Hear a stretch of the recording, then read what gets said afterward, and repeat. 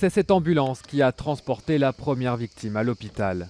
Ce soir-là, ils sont 28 secouristes dispersés tout au long de la promenade des Anglais.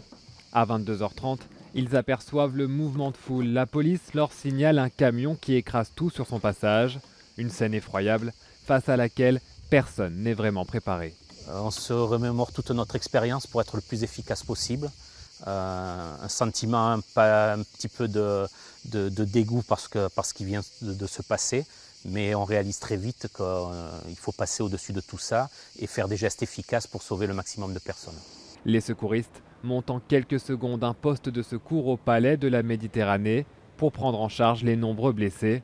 Ces deux pompiers volontaires reviennent sur les lieux du drame pour la première fois. Il y avait un mouvement de foule qui est inimaginable. Il y avait beaucoup de blessés, des gens qui ne savaient plus où aller. Ici, il y avait des gens qui gisaient par terre. Autour d'eux, des dizaines de victimes. Sous le choc, ces secouristes ne cèdent pas à la panique et tentent de sauver le maximum de vies. C'était juste là, au palais de la Méditerranée à l'intérieur. Et donc c'était sur deux salles différentes. La troisième salle, c'était pour les personnes qui étaient justement décédées, donc dans les draps blancs.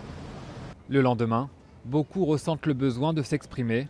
La plupart resteront longtemps choqués par ce qu'ils ont dû affronter cette nuit-là.